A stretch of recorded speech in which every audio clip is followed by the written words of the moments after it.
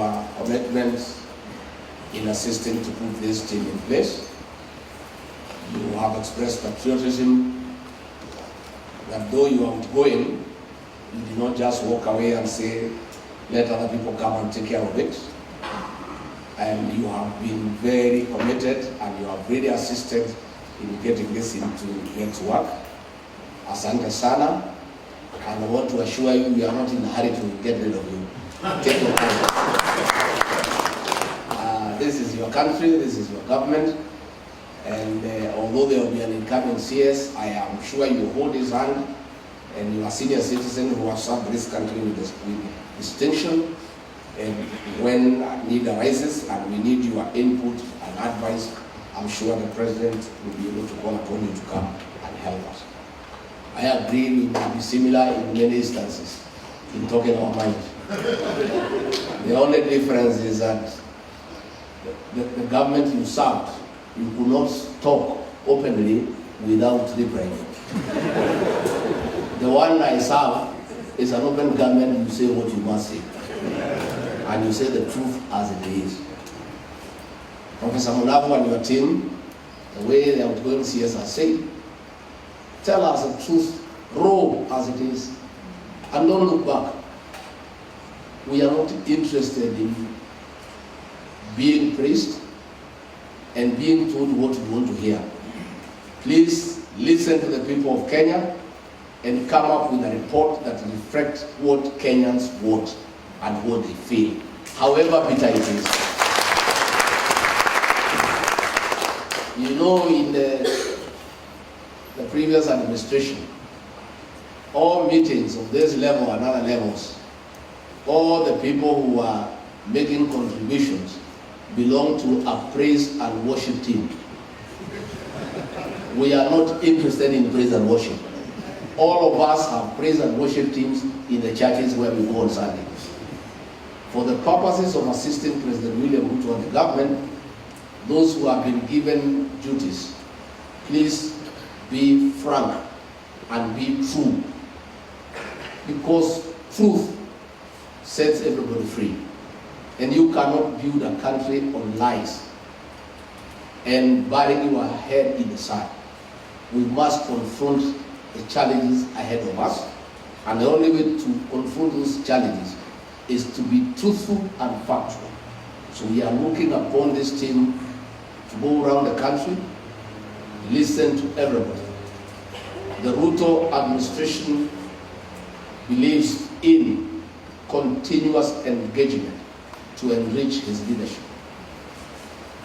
President William Ruto is clear that when he has a good idea, he is prepared to listen from anybody, from any Kenyan for a better idea. And his good idea and that better idea from other Kenyans combined will make the best idea for this country. None of us has monopoly of knowledge. Not President William Ruto, not I, not Ezekiel Machogu. Nobody in this country has monopoly of knowledge. It is therefore our management style to have continuous engagement with Kenyans, professionals, businessmen, Kenyans of all walks of life who know one or two things to enrich our thinking so that we can lead this country to prosperity. I want to assure the educational sector players who are here, the professors, the teachers, the education officials. The government of President William Ruto has no intention whatsoever to invite you to help us in our politics. We have no such intention. Just do your work. And your work is to look after our children, to educate them, take care of them, and prepare them for the future. What was happening in the previous administration will not happen for the time we will be in office.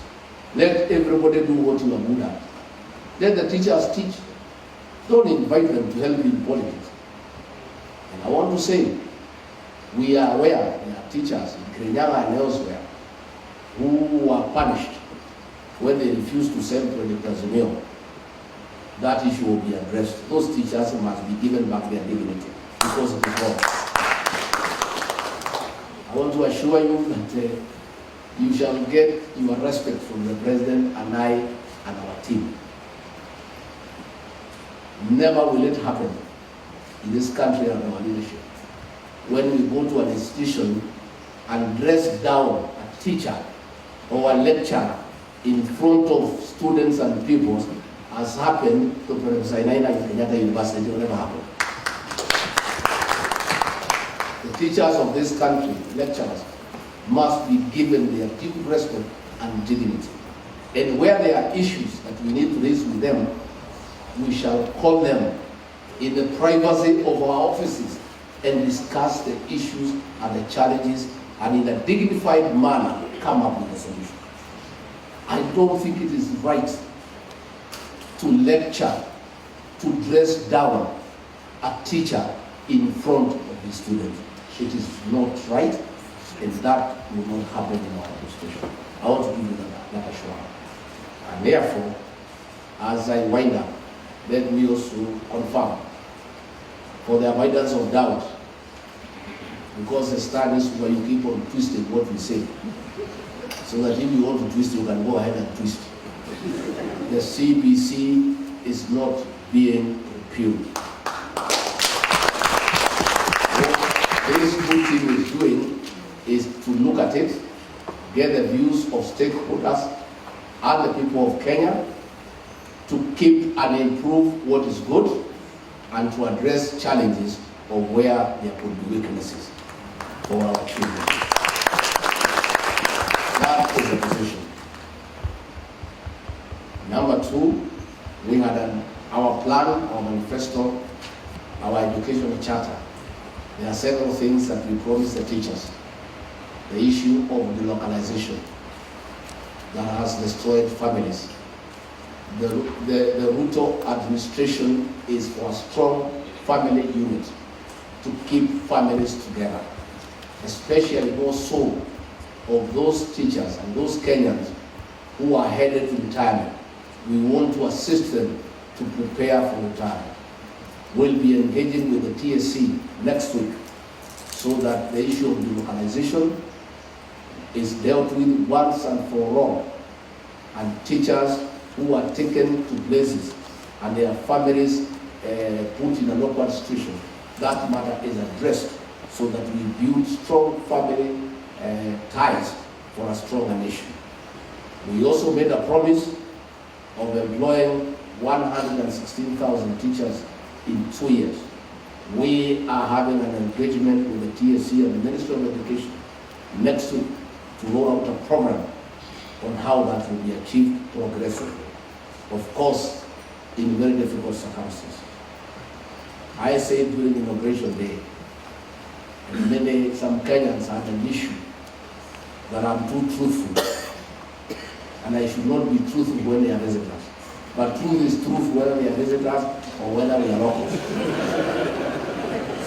I want to reiterate once more, for the avoidance of doubt, we have inherited and dilapidated economy, and we have work to do to turn around the economy of this country. And we'll be calling upon all of you to bear with us, because it is not easy. We are having a big challenge in terms of raising funds for government programs, because all the money we are collecting from Treasury, all of it is going to service public debts and to pay salaries. And therefore, there are many measures that will be taken to address that situation. But I want to give you hope. Last night, the President and I sat with KRI for 7 hours. We parted at midnight to agree on how we collect more revenue so that we can collect about 3 trillion shillings by the end of the year to be able to fund our current